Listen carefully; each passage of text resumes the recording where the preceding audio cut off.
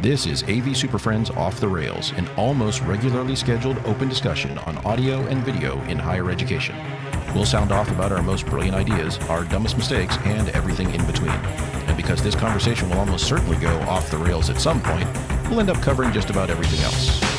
And now, the AV SuperFriends.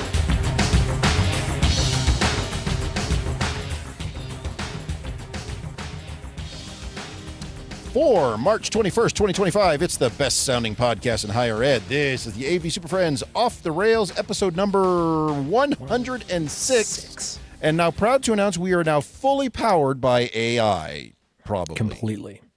100%. We're not even here. We have completely rendered. Yeah. We've submitted this to the image and video generation. These are all fake avatars of us. The level of GPU that's being used right now to bring this to you is outstanding. It's all of it. Yeah. We're using all of it. Let's see. Where'd we go here? I scrolled my page. Broadcasting live from coast to coast and everywhere in between, transmitting across time zones faster than crappy hotel Wi-Fi. And from the back of the rack to the front of the house, I'm Chris Dector, and you're tuned in for another Friday afternoon podcast adventure. Why is this keep scrolling? You sure about that? I don't know. The whole thing sure moved. as I figured it should be. Yeah. Sorry about that. It's a house of cards here. My clip program crashed too right as we started too. That was Nice. fun. Perfect. Yeah. It's a win-win. All righty. Well, good start. Screw Hey, all this. that's what it takes to bring you an AI-generated thing. It's not quite ready for prime time, as you can see. We'll get there. But anyway, so let's say hello to today's panel of AV SuperFriends. Hey. With this one. Today I'm joined by a visual communications transformation officer from Kansas City. Say hello to Jamie Reinhardt. You can only see, you cannot hear. We're gonna rename him the mute button. That's because I'm trying to do visual communication and not audio. Jamie is actually doing live production stuff in the background on the fly. See the crazy Yeah, not very stuff. successfully. Also joined by an interactive infrastructure experience designer from Corvallis, Oregon. Say hello to Mark Kolozinski. Wait till you feel what these structural beams are going to do for you. It is amazing. Are you an interactive designer or do you design interactive infrastructure? Just interactive infrastructure. It's just Also joined by a spatial intelligence content orchestrator from Greensboro, North Carolina. Say hello to Larry Darling. I think these are the longest job titles we've ever had on the show. Oh, hold on to your butts here for the next one. Just wait, yes. Just one more.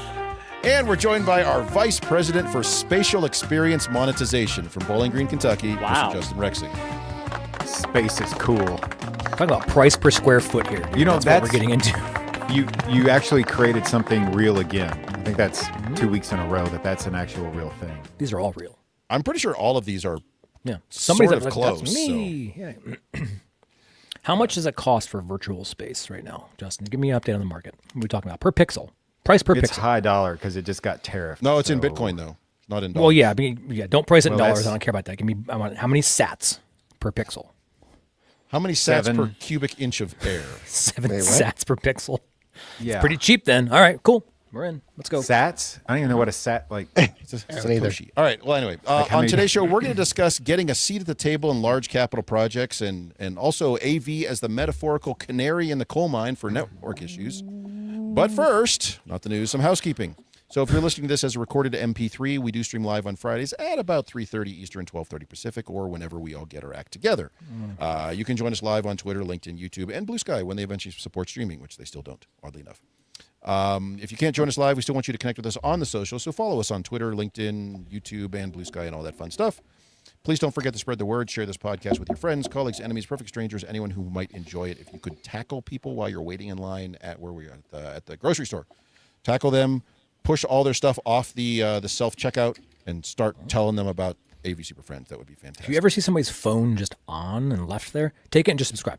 Just go to just go to the podcast app, subscribe for us. We appreciate it. Next time you go out to dinner with a bunch of friends and everyone puts their phones down on the tables, take those phones and subscribe them to AV SuperFriends. Many times. If you want to support the show, please consider donating. Your contributions help us to keep bringing you the honest content you love or love to hate. And you can find the donation links in the show notes or all over the website. And we do want to hear from you, so if there's a topic you'd like us to cover, or if you want to yell at us about something we said previously, please send us an email or comment on social media. You can hit us up, mailbag at AV SuperFriends, sorry about that, or Twitter, LinkedIn, YouTube, Blue Sky, etc. And to that end, we got a nice email from a listener the other day.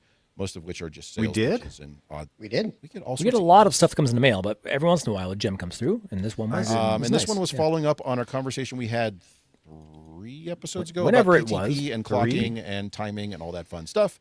And this one came in. I did not confirm if we can name this person or not. So this was from Chuck, who wrote in and said, in the last episode, someone mentioned they're looking for a good PTP resource. Yeah. Here's a link to a masterclass series on YouTube. So this is free. Link is in the show notes right below. So It is scroll good. down right now, and you can Open them watch both. Open it in a separate window. so this is it is a series of videos strictly on PTP, coming from some super network nerds, but it's good stuff to know because It is good. if you're not dealing with it yet, you will be soon. And most likely your network engineers are not up to speed on this. So do some study. And it is capable of being watched and listened to at 2x speed. The delivery of these is actually that's really gross. good. Don't do It's that. actually really good. It's laid out really well. So that first one, check it out. It'll give you. It's a nice primer. Let's put it that way. It's a good primer for the overview of PTP. or primer, depending on which part of the country you're from. Yeah. Primer gray.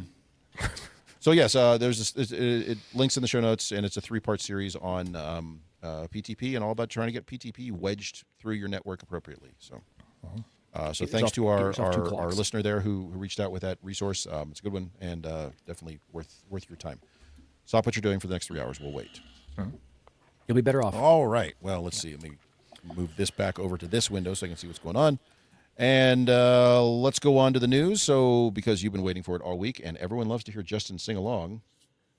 Here it goes.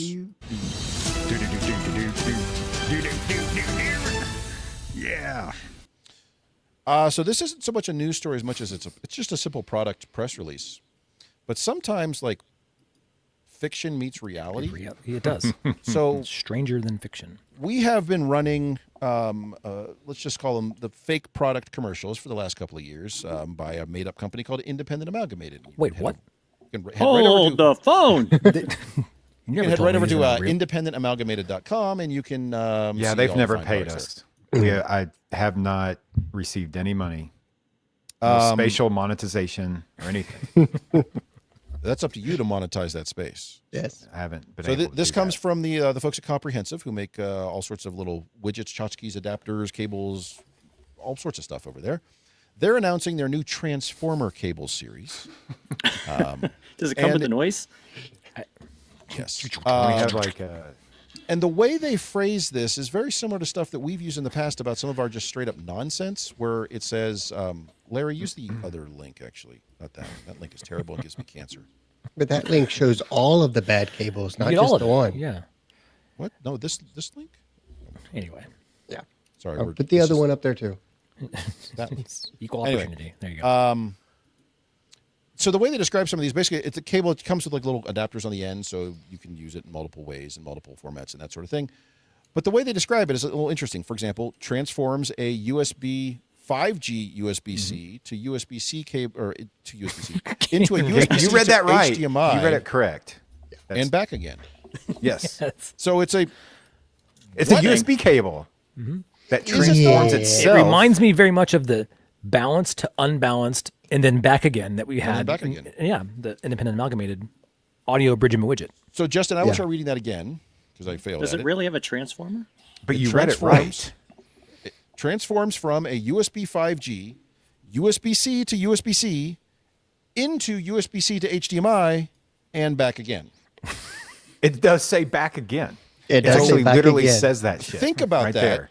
I know what they're trying to say and what they're trying to get across here, but if you're listening to this while you're driving, try wrapping your head around what I just said there.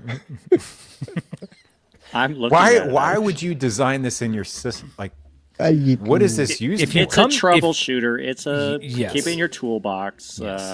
Do not make that your signal flow. If you find yourself in need of having to have this in your core system, let's have a But different Mark, conversation. I can reliably extend HDMI. I Why can't not? reliably extend USB-C. You're not wrong. So this is the solution. No. What about in the scenario it's where and I know Mark, you hate cables for BYOD Just in general, devices, yes. Just overall. but in scenarios where you have, let's say, a traditional lectern, teaching table, whatever it may be, Like a and legacy that end of cable that life? comes up that has the little adapter on the end, wouldn't that be a useful case for this? No. No, it's not.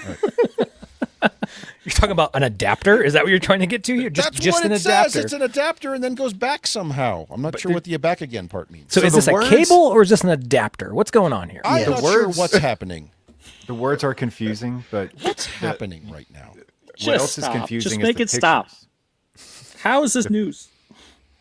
It's It's news worth- because we're trying to figure out what the hell. We're trying to bring it up so people be careful out there. Things are This getting thing- weird. Shit's It getting looks like weird out here. DisplayPort So, yeah. in one of these pictures. Is that? Am I seeing DisplayPort on? It can be whatever you want it to USB-C? be. It's how it's. What do you want, Justin? What do you want This it to is do? this is 5-wire. Composite? USB-C Can I to get 5-wire composite? and back.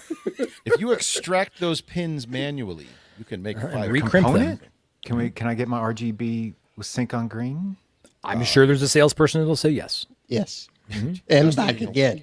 and back again. That's the important part. Analog I'd to like to digital, extended, and back again. Where does that and back again happen? Is it Where do do you they need it to choose happen? for you, or is that Read up to this you? part. Sure it links, which is stop. branded, something sure it links, stop. indicators on the connector heads make it easy to organize for installations. See, they Make want it you stop. to Make it put stop. this in your designs. Yeah, Make it install stop. this. All right, Make so it let me give you stop. guys a blast from the past, and this is the Make it entire stop. reason we brought this one up. It features Pro ID color identification. Let's roll Make it you stop. back. Let's roll you back to. I don't even know what that is. What is that? What's Pro ID color What do identification? you want it to be, Justin? That's the whole point. Let's take a trip back in time Okay, to let's do it. December. I looked up the file. December 24th, 2020, Ooh, Do we have patent on that? probably. that date. Here we are. Looks oddly the same as Has where we Justin. came from. Yeah. And we had this Previous. thing from almost or over 4 years ago. Are you looking to really improve your AV integration skills? On your next project, why not try independent amalgamated challenge cables? That's right, challenge cables. Why buy a standard cable and an adapter to put on 1, 2, or all 3 ends when you can use challenge cables? We've taken the most common connections you use on nearly every That's AV it. project I'm and calling our into a lawyers. single We had this quite a while ago for just nonsense connectors going back and forth. So.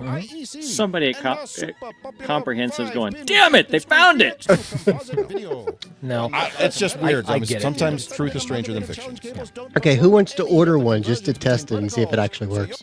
I don't even know what to test it with. Like, what are you going to I don't either, but I want to see if it works. I'm sure there's very specific use cases for all of these. So you and plug in the again. USB-C side to like a laptop, and then you just. I'm throw it- overwhelmed as soon as I even go to the website. I don't even know where to begin because it's just like everything you want all in one, but nothing you need. I don't know. I can't even read it. How big is the? Wait, I have one here. How long are This these adapter cables? on the end of it. Are these cables they like come a in foot different long? lengths. Here you go, 2 Justin. feet? This is 3 the end. feet? You plug this in, you make it work. I'm sure there's somebody out there like, I'm going to put these in my lecterns, and that's going to be my magical mystery adapter. Or I'm sure this is going to be on those luck. big clumsy rings that people like to have with all. Let me try this. I've got key. those. I hate them. Yeah, exactly. And then it's another flavor of that of some sort. I'm thinking again. I'm not even 100% sure if this is a cable or an adapter or both or some kind of And like back again. hybrid version and back. Like, what is this? Does it do Watch it. AV over IP? I don't know. Yes. Watch it become product of the year at Infocom coming up. For, like, how did Let's that happen? try to make it that. As soon as that check clears. Dude. All right. Well, I think we've, to Jamie's point, given him a migraine, and we've augured that one right into the ground. We did it. We got there. Okay. We're going to take a quick break. Jamie, are you ready for your live production test here? Oh man, Hold on to your butts. Jamie's no, been but trying let's to fix- find out what happens. Been trying to fix one of our elements on the fly. We're going to run this one. We'll come back and we'll talk about getting a seat at the table at large commercial capital projects and all that fun stuff, and trying to get there right in early. Early. Yeah. So Okay. Take us. there's this.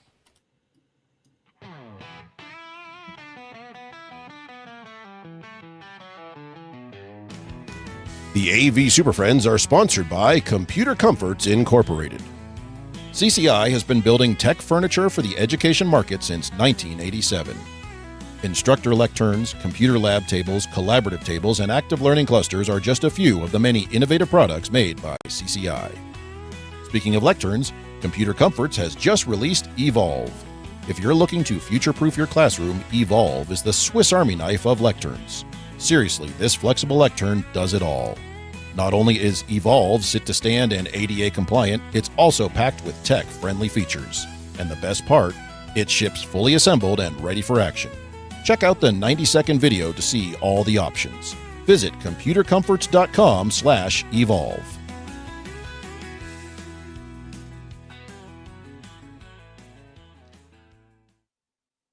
So I've been asked by the rest of the team to bring up, that is a real commercial. That is a real product. That is real. You can go order that right now. If you would like to see your product sponsored, reach out. Mailbag at avsuperfriends.com. We'll figure it out. Figure it out. Honestly and fairly.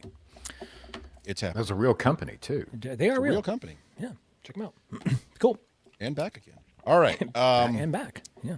So getting a seat at the table for capital projects, big projects, getting facilities to contact you before they've started putting infrastructure in the walls.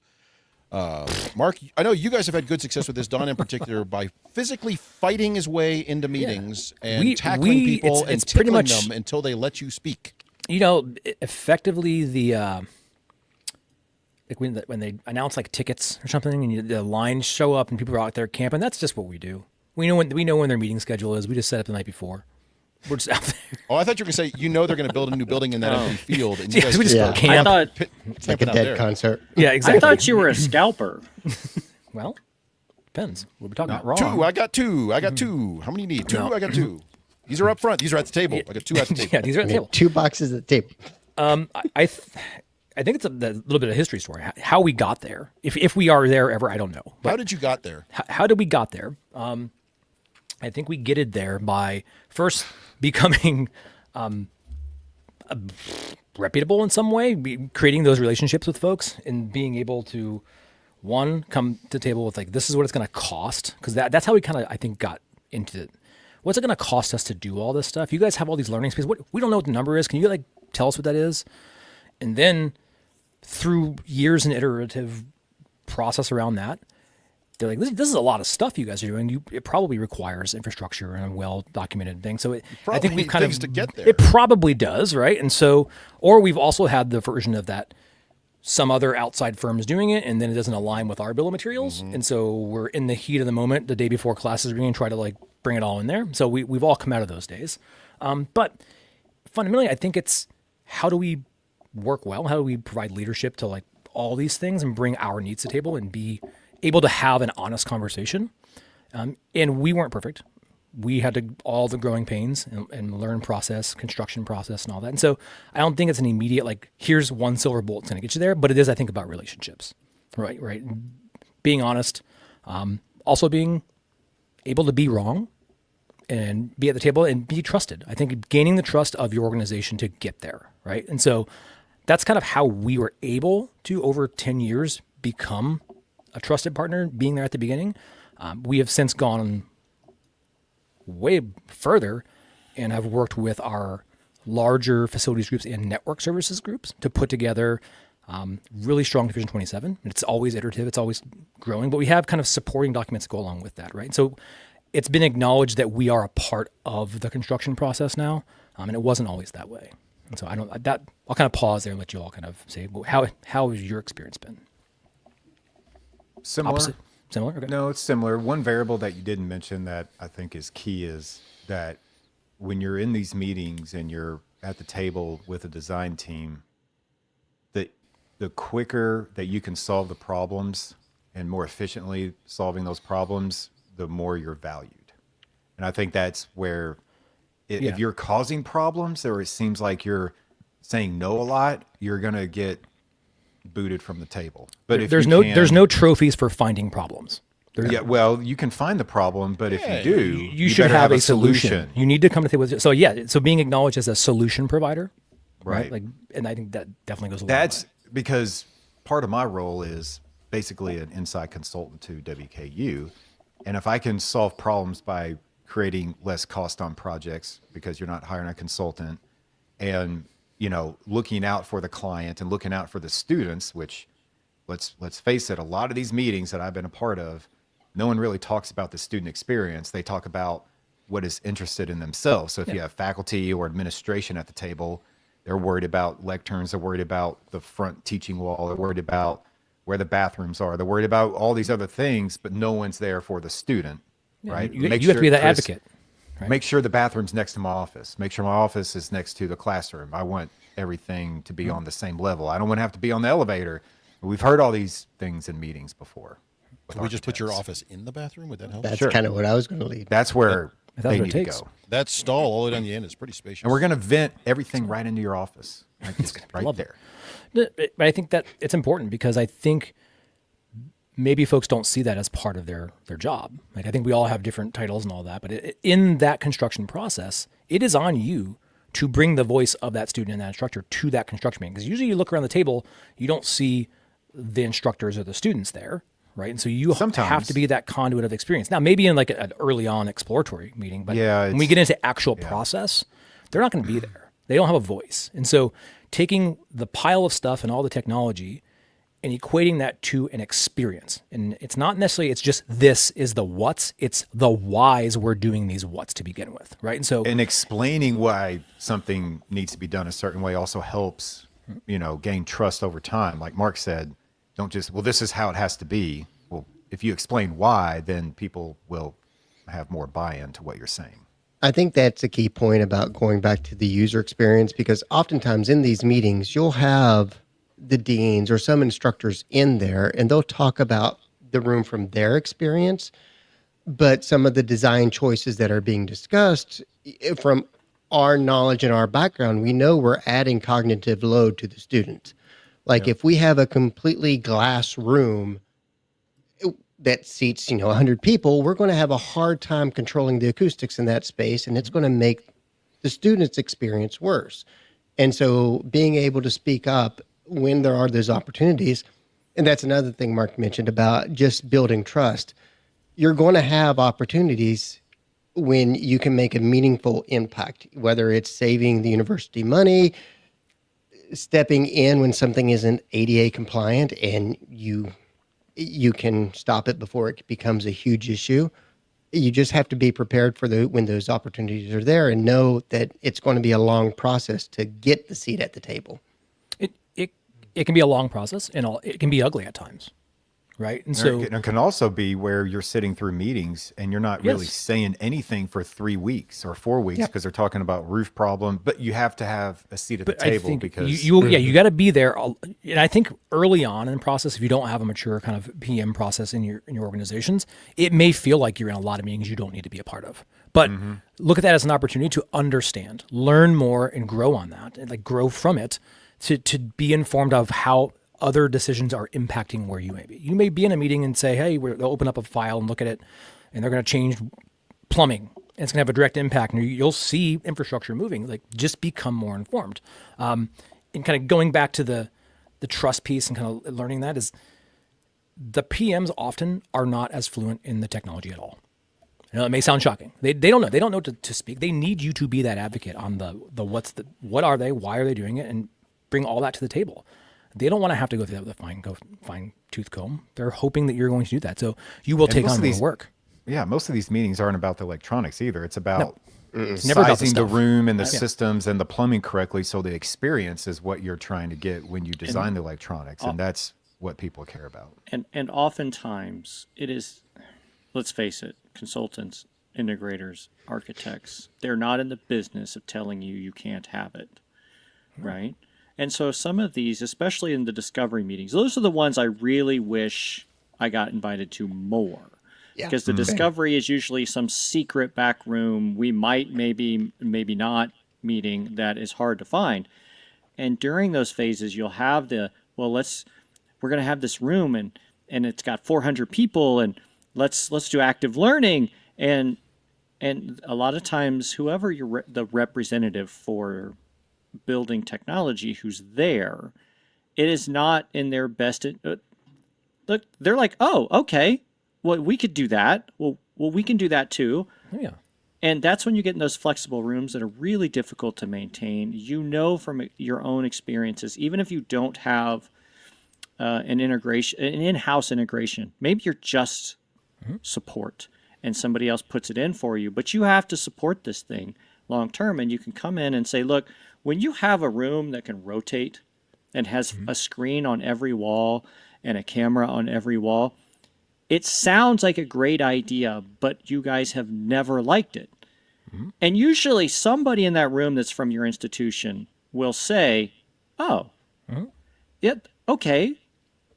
You know what? That makes a lot of sense. And now you've actually saved money. You've become so you haven't said no, but you've also reminded them why they hate it. Hey, you remember when we had this in Business School 101?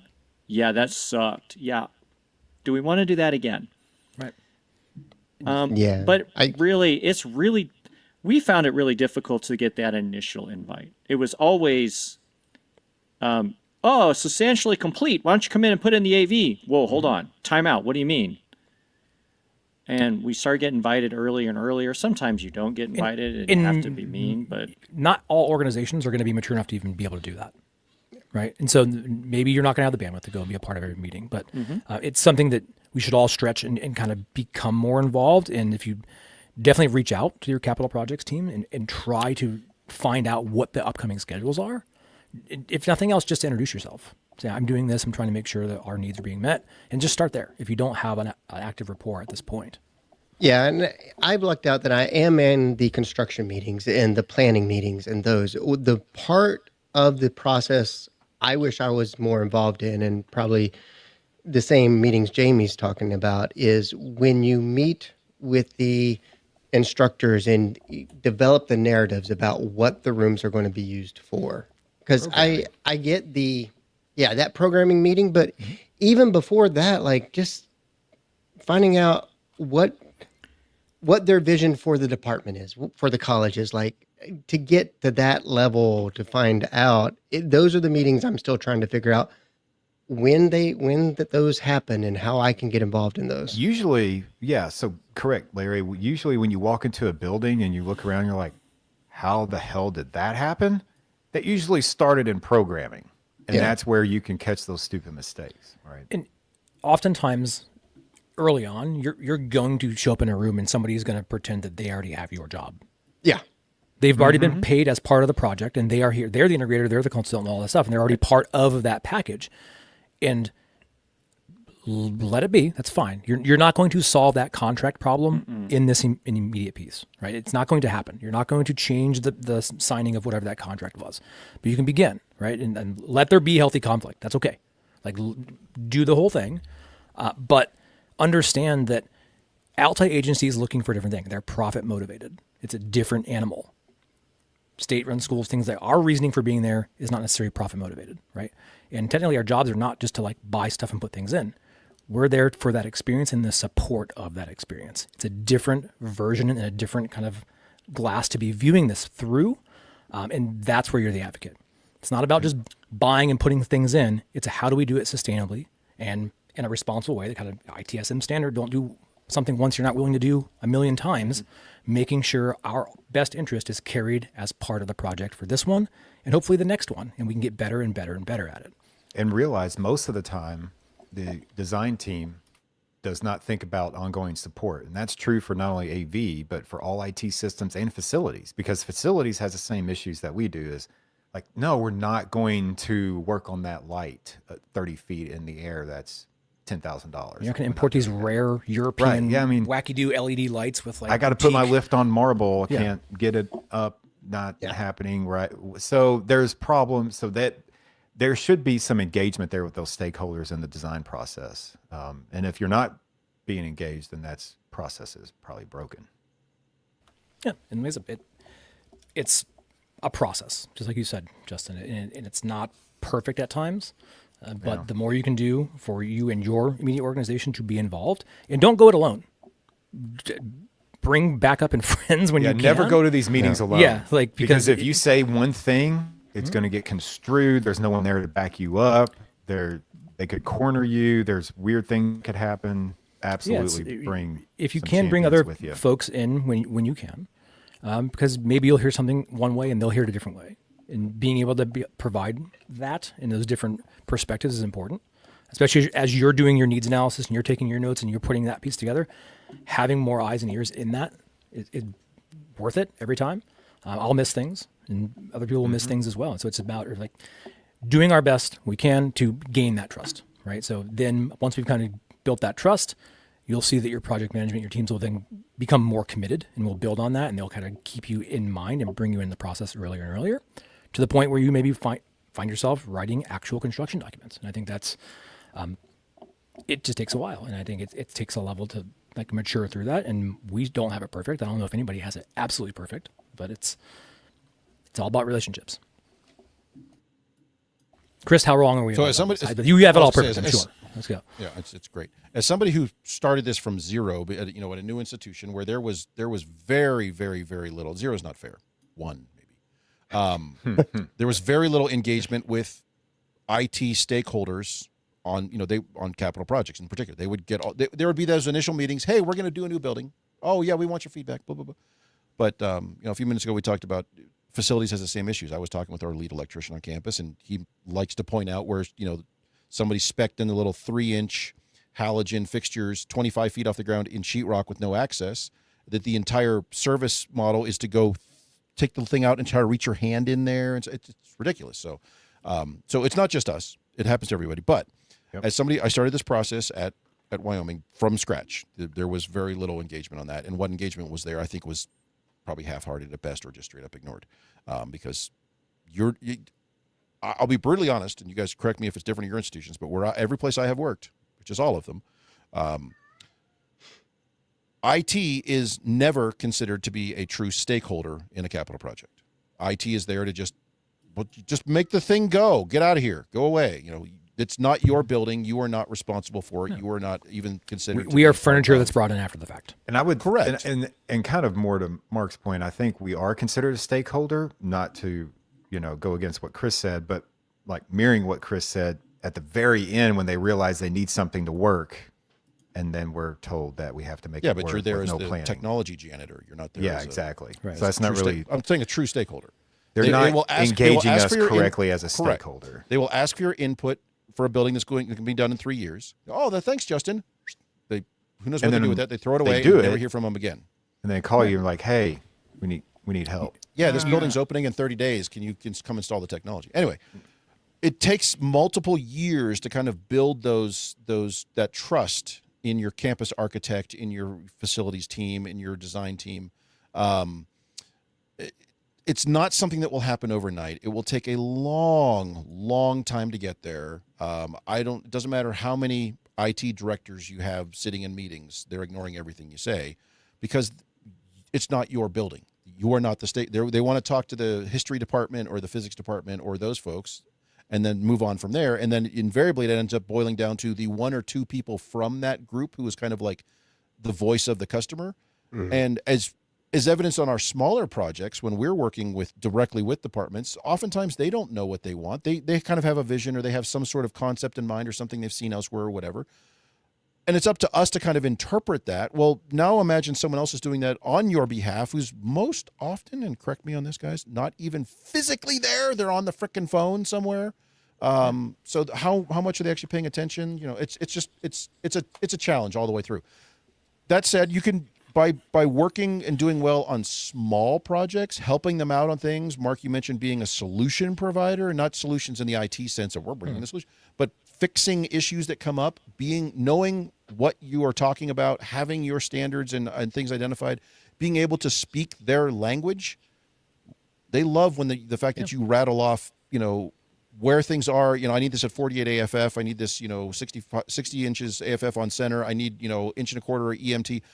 If you're able to speak that language, that says immediately, oh, this is a campus resource I can leverage, and it will start small, and they will ask you things late in a project, and then earlier, and then earlier. And now you're walking job sites for projects in empty fields for things that haven't yet been created, but that will take you 2 or 3 or 4 or 5 years to get there. But once, and here's the other thing, this is just a free advice, never, ever, ever turn down a meeting request for one of these meetings. If they invite you, don't ever not show up. And if you can't be there, you send 2 people on your behalf from your team. Have a presence somewhere. Yeah, the minute you're not there, they drop you off that email list, and now you're missing the rest of them. So do any of your universities, schools have a monthly standing capital projects meeting? Yep. The all construction meeting. And are you a part of that as well? No, you that's can the be. next one I get to fight my way into. Our Okay, PMs so- are, yeah. No, and that kind of gives you a really broad overview of all the kind of work that's happening on And campus. it will surprise you too. Yeah. You're like, whoa, I had no idea they were doing No, that. right. I've And got so a bunch it- of stuff in there. So. And that's kind of, it will give you the general movement of the storm, right? It's not going to give you the exact zip code that's going to be falling in, but you can see all the different trades and you'll get to know these people, right? And I think it is, going back to what you good point. mentioned, Chris, you'll know the people, you'll learn the language, you'll be more actively involved, and you'll become a conduit and a carrier of kind of the culture and your standards and the things. But you can't go into these meetings guns blazing. Blah, blah, blah, you guys messed it up this time. No, because you don't do that. you'll quickly... That's a problem. And then and you wonder why a lot of the tradespeople are always upset they're not getting what they want because they're overly focused on what the thing is that's wrong, and they're not coming to the table on what it would mean to make it correct. How would you like this to have been? And they're not articulating that, right? They're not using the clean language to get themselves there. They're just overly focused. The fixture's wrong. The fixture's wrong. Okay, it's the wrong fixture. Well, what would it have meant to make it the right fixture? It's not just buying the thing, it's all the corresponding infrastructure and being able to articulate that and do it in a way that makes sense. And it's not overly heated because it's about making friends here and being able to kind of gain influence. As what this comes what's the down saying? to. You catch more flies with honey than you do with vinegar. I mean, it raises questions as to why we're trying to catch flies. But Right. Mark, you raise an excellent point. I am as guilty of that as anybody, of going in there guns blazing with challenges I've had. So You gotta, and it's Bite your challenge. tongue, Like I that's your suppose. leadership skills. You have to kind of squash that down and say, okay, if you find a problem, let's not just blow up here, but let's take a moment. And what does it mean to say, okay, here's something I noticed and may be wrong. Here's how I would correct it to get to that solution in the end. And then, get it out there, get it on record. And even if you don't have a solution right away, hey, I'd like to follow up on that. Who is my point of contact to follow up on? You're not going to change the entire direction of the ship in 15 minutes. It's not going to happen. Now, I was going to say finding out who to follow up with in those meetings is a much better approach than just blowing up in protocol. those meetings. Yeah. And I well, think and Larry, to that point about finding who to follow up with, it's putting faces to names too. Yep. Because especially some of these large projects, there's 10, 12, 15, 25, 30 people on the email chain. You don't know who half of them are. Some of them have campus addresses. Some of them don't. Who are these people? But being able to make that connection is helpful. Oh, that's the IT people over there. We can go ask them about this X, Y, and Z problem we're having. So, and I'll be a bit blasphemous here. oh. You have integrators and consultants that are in there. They're going to show up. They're going to be there. Mm-hmm. Learn to work with them, and because there's going to be a time where you may need them, and inform them of how the standards are done. I know this is where it's going to sound weird. You can't be everywhere all at once, and you can't control everything. They may already have a contract signed. What's coming up on your next project? It's there. That's the point Look, there. Yes. But I kind of pause when you say, bring that but forward. when you might need them. The bottom line They may is already be contractually obligated That's to a project. different They're than you going to might be- need them. most of They're the time there, you deal with them versus I might need them. most of the time is money, right? They've signed a Yes. contract for 16 hours of work on this particular project.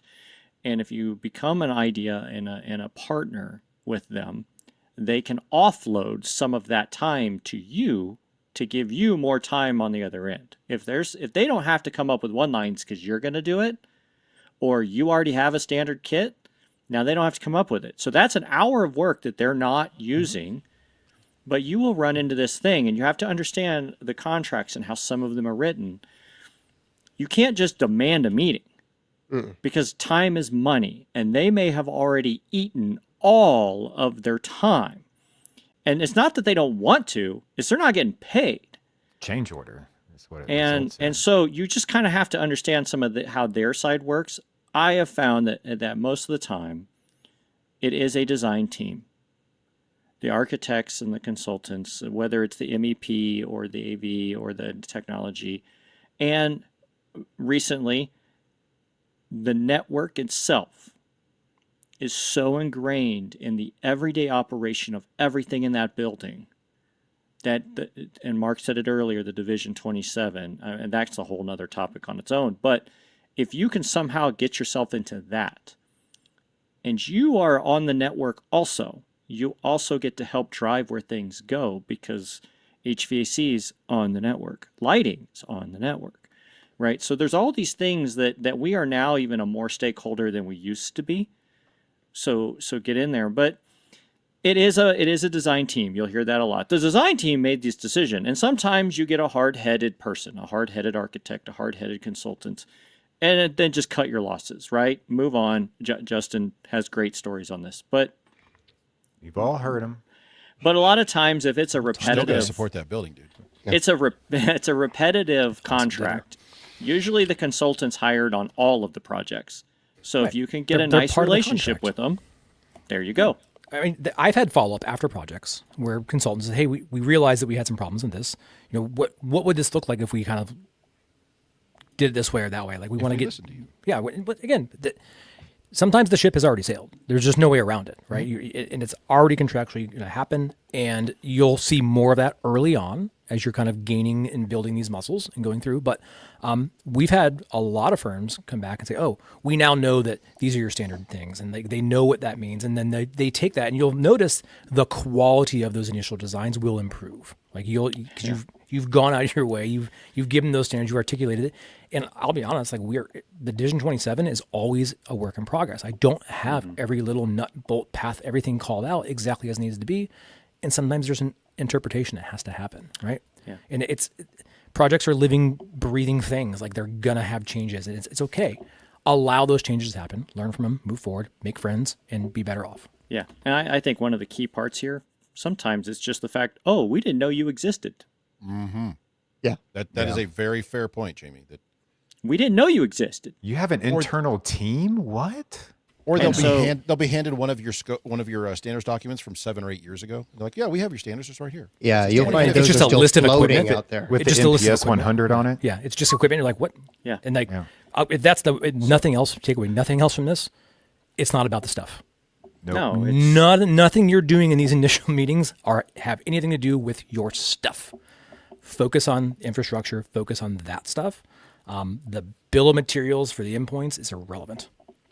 Well, because most likely, especially in a At large that capital point. project, It's irrelevant. yeah, early on, you can't specify the thing you're going to install anyway because it's not going to 3 years exist out. yet. Yeah.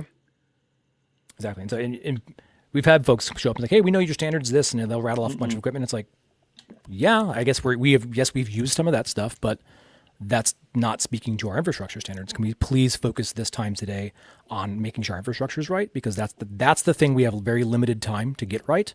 I can change rack configuration endpoints till I'm blue in the face. I can't change the piping in the wall. I have very limited time to get there. So let's focus there. holes in concrete are a lot harder to deal with than moving a rack screw. Yep, exactly. So Not if understand. you cross-thread it. If you cross-thread that rack screw, it's in there. Yeah, you just need to explore. Just That is. put the With some that does Loctite. suck. put the That's- impact drill on high. It'll go right through it. Don't worry about it. And cutting your losses, Jamie.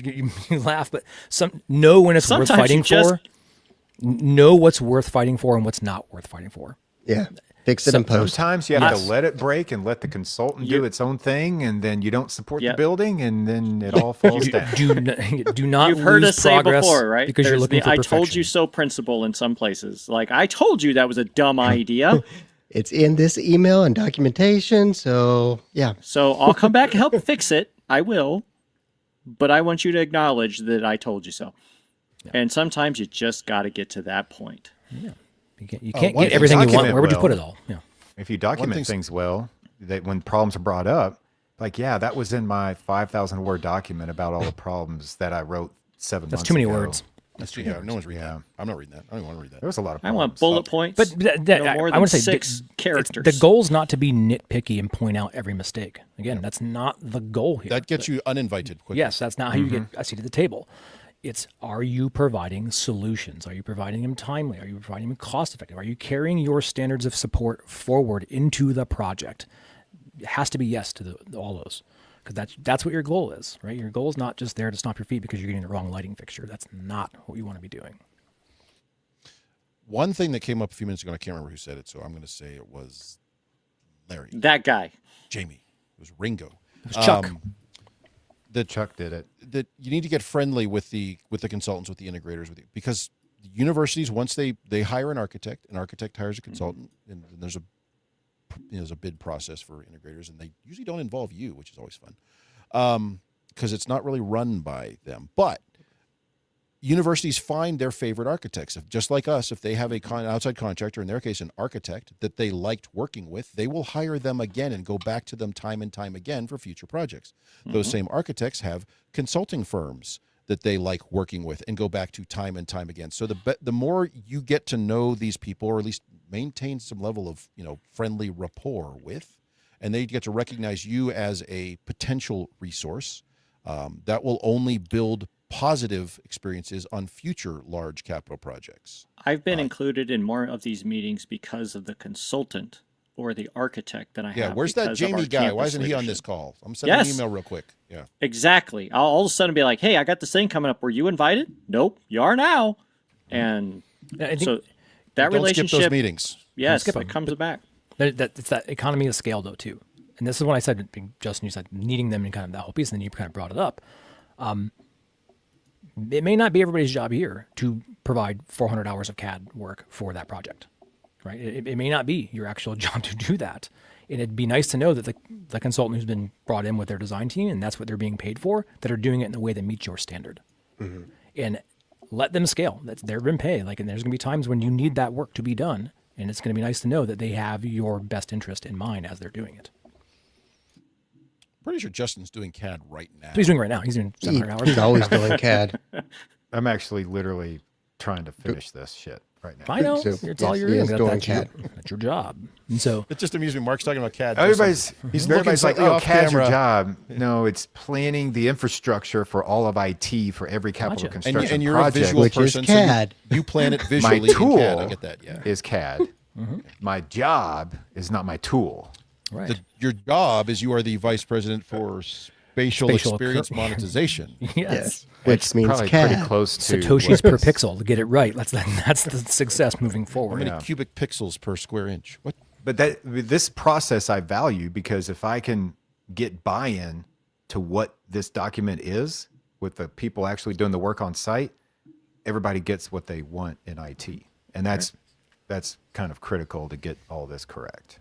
And so And your even that organization in have recognized you as bringing that value to the table, so they call on you to do that. I was gonna say, but even that internally, yeah, within just the IT organization there at WKU, that took you several years to build that buy-in from just your internal team. Yeah, because we would do it in AV, and everybody else would do their separate documents, and the contractor's like, why are we getting 4 or 5 documents from IT with like access points here and speakers here? Like, why can't you all just give us one document? And that's kind of where sometimes those requests come from the outside in. You don't really have to push upward to get things done.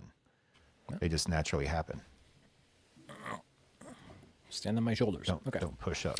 So it's a process, right? And it can be a bumpy road, but enjoy it. Learn. And it's never perfect. Meet people. No, it's never not going to be. perfect. It will never be perfect. That's okay. Like don't need it to be perfect. I know that sounds hard. Just it's part of your job to roll with the punches, be flexible, and honestly, sometimes a mistake leads to an opportunity to think about something differently, right? And you may find a new solution or a different way to think about something, or you may be exposed to a new product line you've never seen before, and wow, this thing does that. So be open-minded. Unless they've got one of your like 10-year-old docs and they're just specking stuff off of it. So Yeah, thought about that stuff. then give them a raft of crap. Unless it has a cable with a bunch of adapters and back again. Yes. Or a 21:9 screen. I'll tell you, just buy the Bridgemer widget and you're good to go. That's right. I can run that one too. That's nice. So, All right. Cables? Are we talking about those again? we'll go back to that. Always. The adapter cables? All right, well, we're going to take a quick break, come back, talk about AV acting as the canary in the coal mine, by which we mean like the first indicator of potential issues on the network, even before the networking team might know about it. Ooh, How This is a sounds, real yeah. thing. That sounds dangerous. Oh, This I is thought we were real. talking about This- suffocating birds. Jamie has a different podcast for that, so I want to go listen to Jamie's Canary in the bird coal whacking. mine. All right, we'll be right back. Get ready to plug in and rock out at Widget Fest, the ultimate celebration of audiovisual innovation. For 3 electrifying days, the biggest names in commercial presentation electronics take the stage and showcase the latest and greatest in adapters and widgets. Widget Fest! Experience cutting-edge tech, hands-on demos, and exclusive product launches all in one place. Connect with fellow enthusiasts, enjoy great food, and be part of the future of AV technology. Widget Fest, tickets are selling fast, so don't miss out. Widget Fest, the ultimate celebration of adapters and widgets, coming soon to a venue near you. Widget Fest! Widget Fest!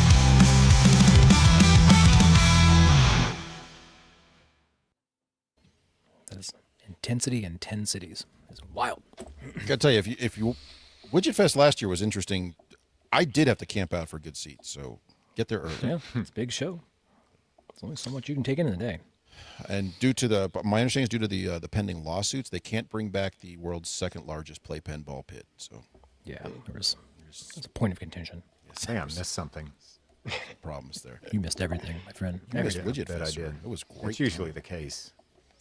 All right, so we just talked about it as part of our general discussion there of capital projects that everything's on the freaking network. Seems new. Every little thing is on your network, even your HVAC systems. Wait, Projector screens. You can put those on the network. I Please know don't, you but can. But why? But why? Because you can. I control my projection screens exclusively through Wi-Fi because that's fantastic. Anyway, but as part of that, as we have more devices on the network, as we have more robust internal monitoring tools, often we will know there are potential issues on the network before your networking team knows about them. Because let's be honest, they're looking at umpteen thousands of endpoints, nodes, and ports all over campus, and your one little thing that keeps potentially dropping or having bandwidth Chirping over issues there. internally, it's not super high on their list because it hasn't crossed that threshold of being broketed. So when you start to see that stuff, though, you can coordinate with your network team to try to do some deeper troubleshooting and all of that. Is it really coordination or is it? It's begrudging cooperation. How about that? It should be coordination. But It should This is a be, but microcosm of what we usually- just talked about. Yeah. Like, So it that's usually- what this is. We call Justin coming in hot. networking Yeah. and hey, we're starting to see some stuff. No, you're not. Yes, But yes, we are. That's the No, you're first not. challenge, right? That's the first And conflict. then you point have to that you're- get them to believe you. So that's the first hurdle Yes. is how do you get a networking team to believe? Because they have all these monitoring tools they spend millions of dollars on or whatever. It's like everything's automatic and they get all the reports and whatever. And you're sitting there with your rinky-dink codec. You're like, yeah, your network's about to crash. No, it ain't. Now, Watch we this. don't have a lot of this now. We used to have this more when we were running actual codecs, like the Cisco and the Tambers and all Yeah, that. 323 codecs would really. That screw would things up. really be where we have that problem. But nowadays, it's not so much because we love creating islands here. I Except have one big island. Everything's on it. It's called But the network. Yeah. but we're gonna do this soon somehow, either this way or this way or that way, or some which way and converge. Interesting. And we're gonna reduce islands and make one big island. So I'm assuming these problems are gonna come You're back. pumping out the water. You're gonna fill it all in with sand. We're gonna bring the sand in like China. We're And gonna start start creating dredging. our bridging islands with our fake Network islands. dredging. That's what we're doing here. Boulevards. Yeah, and then and then it's roads gonna come back and be like, hey, your network's about to. No, it's not. Like So- but is it? It's an interesting conundrum, right? When you know something's weird, right? Something's not right. Either your stuff's not online or something's fallen off, and you do have to take those very intentional steps because you better show up with receipts. If you're going to go You knock better on a make sure network it's not door, your you shit. better Yeah. have the receipts to say this is why it isn't, because they all believe it's not the network. Let's just understand that It's never the right out of the gate. It is not the network, right? Because if they have to drop everything they're going to do every time somebody said the network's messed up, they'd never get anything done. And so, be mindful and empathetic to that. That okay, what are the magic words you have to say? So there's a glossary. You MAC can't just show up. address. My Know VLAN's your down. stuff. Yeah, you can't say the internet's not working, right? You can't. That's not a valid thing. So there is a little bit of contention that happens, right? And so just like we talked about little before, building those relationships, double check, make sure it is not your stuff first. Everything in your domain, make sure it's rock solid. Because if you don't, you're burning. you're You gonna are lose burning the equity. First time burning you do equity.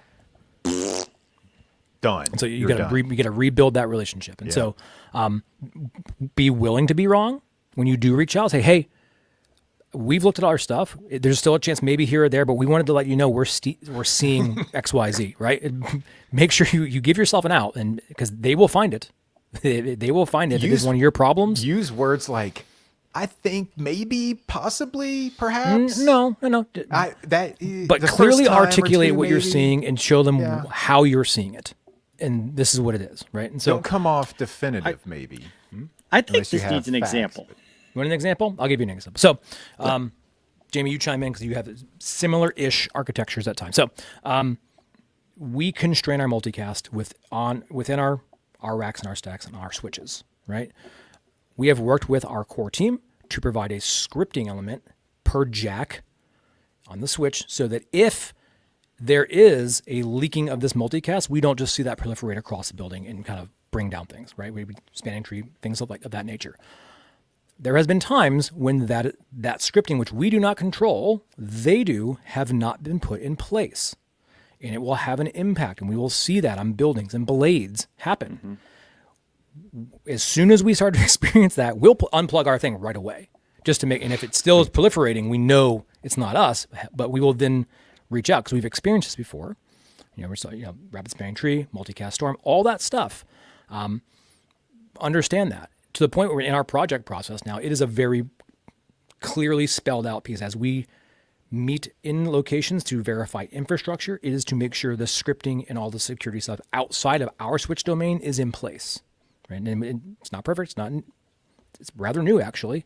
But those elements, when you're talking about that kind of stuff where your managed switch is going to link up, your island connects to theirs over the causeway and actually goes there, that point, that demarc.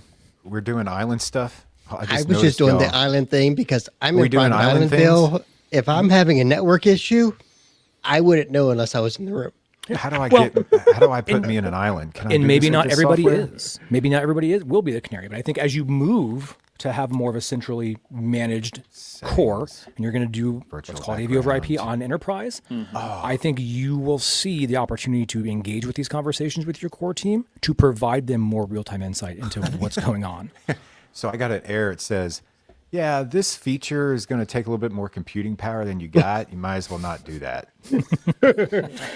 We suggest otherwise. My We've computer's also- complete shit. We've also just, accidentally found our devices work just enough differently than the typical internet stream or whatever. And as a bonus, Jamie, they're fully documented. Oh, yeah. Yes. Within detail.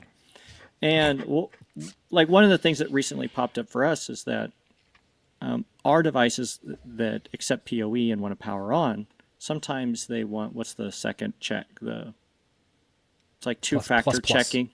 Oh, multi-factor. So it'll turn on, and then it asks. So it'll turn on with 7 watts of PoE, that piece, yeah. and then it wants the second. And I know the term, but it's not coming to me. But even though the switch is supposedly set up to provide 30, 60 watts, whatever it is, sometimes it just won't.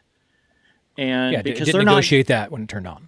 yes, that second negotiation level doesn't happen. So now your PoE device is in that weird half-ass state. Like it's there, but it's not doing anything. Waiting. And when you almost call awake. them and you say, hey, look, I'm having this PoE issue, and they so, well, I see you have power. No, hold on. But I'm not getting all the power. Right.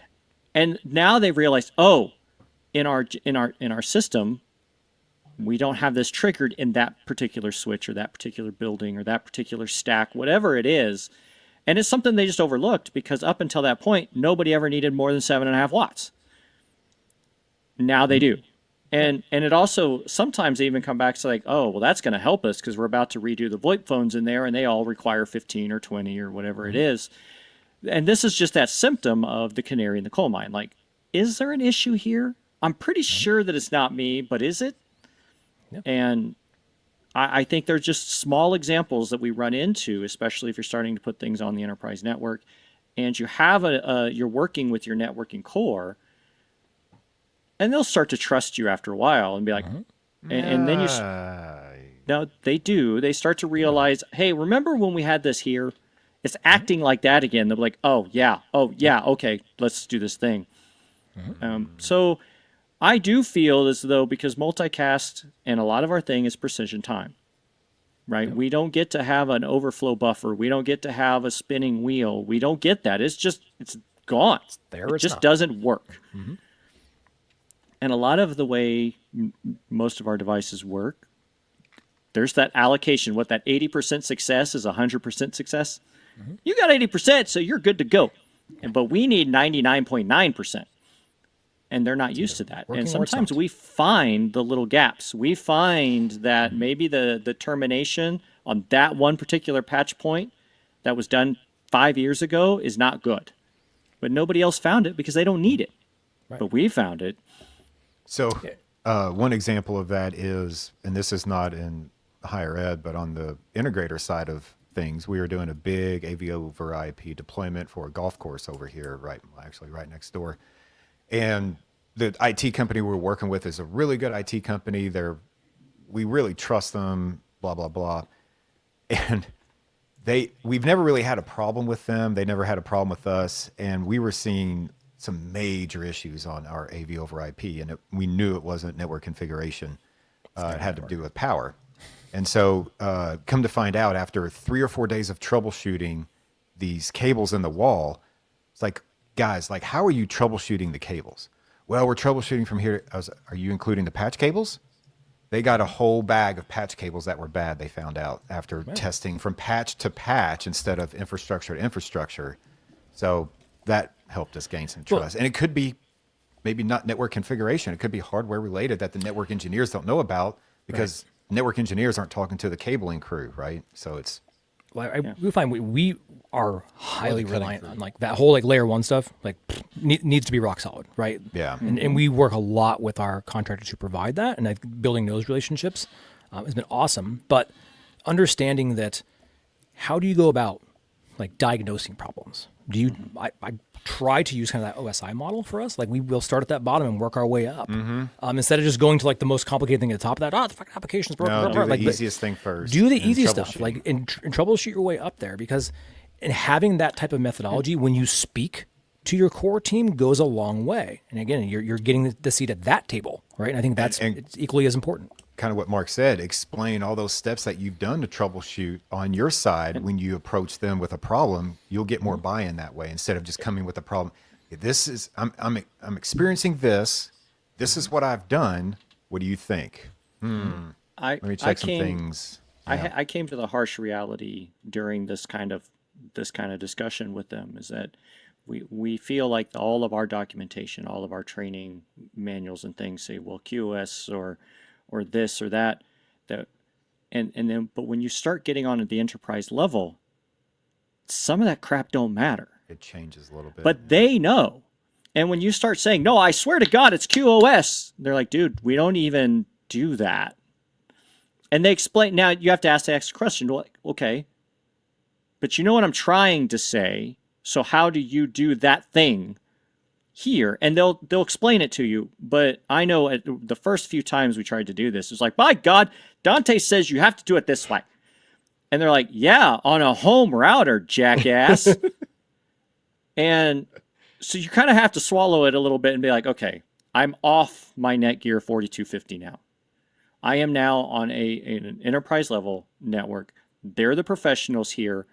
Use those terms to learn what they are doing. And it'll help you understand and get some respect in that thing, is that I respect that you know everything. You sometimes. But you know a lot more about enterprise networking than I do. So help me out. Because sometimes our documentation that we get from manufacturers or from Netgear, it doesn't apply.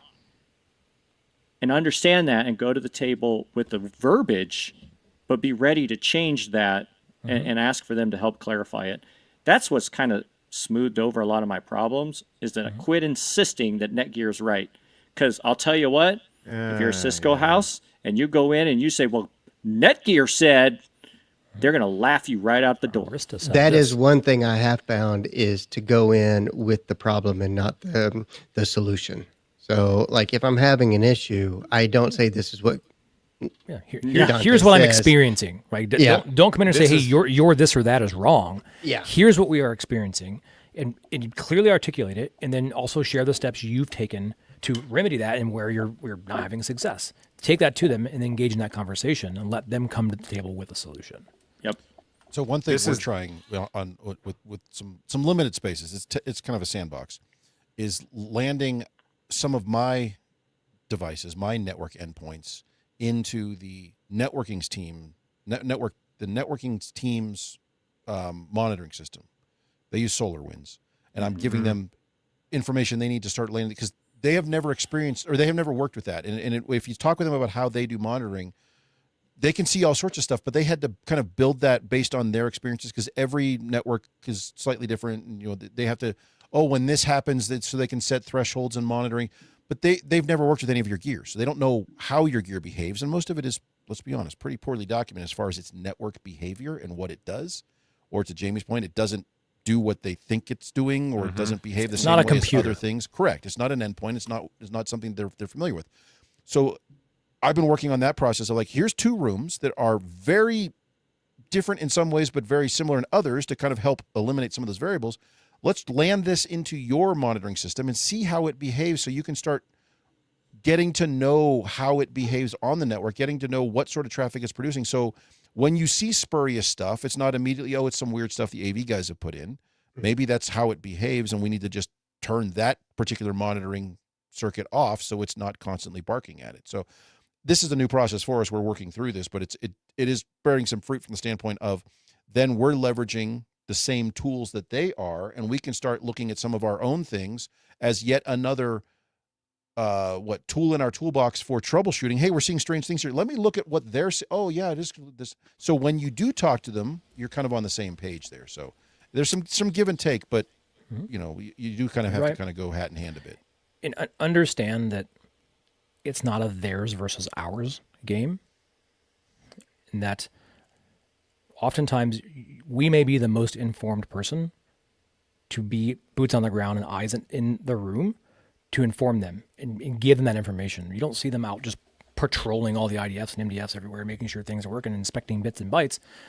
We're out there. We are super users often. And so building out relationships, it goes a long way. And I think being able to be trusted in that conversation, it's really important. And then you are actually out there making sure that your university's entire ecosystem is functioning well. Try not to have those divisions and say, hey, your thing's broken. My thing isn't working. It's our stuff. We have to figure out how to make work together. And so look at it from that perspective. Similar to the last conversation about working with architects, consultants, facilities, engineers, it will take time. And we're all not perfect at it. I'm terrible at that. No, we're all human. It's hard being human. Whoa. It's easy being human. I'm a canary. In a coal mine, apparently. You identify as a canary? In a coal mine. You know what? I want to make my life a little more interesting. Right. Well, Okay. Enjoy digging for coal with the. Yes. With your I don't have to dig. I just got to sit there and try to breathe. You just sit there in a cage and see if you die. Just trying to breathe. beautiful. That's all I'm clean trying coal. to do. Beautiful, beautiful, clean coal for everybody. So anyway, Yeah, alrighty. Well, I think we've made a mess of it here. We're going to close it out because I forgot what 'Cause we're why supposed to not? do next. yeah, we'll see what happens. Justin, get that CAD done. yeah. Justin's still working on CAD. He probably No, he's finished not. it. No? All right. All right. Join us next time. Contribution. Yeah. Thanks, everybody. Thanks, y'all.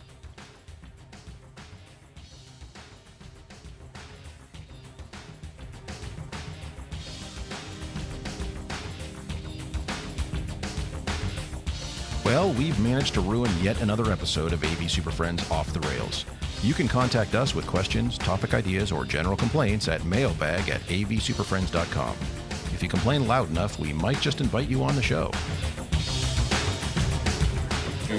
Nice work, everyone. Sharp broadcast. Really good. Everyone on the floor as well. Really a lot of hustle. I liked it. The opinions expressed by the AV SuperFriends are solely those of the individuals and do not represent their respective institutions, organizations, companies, or clients.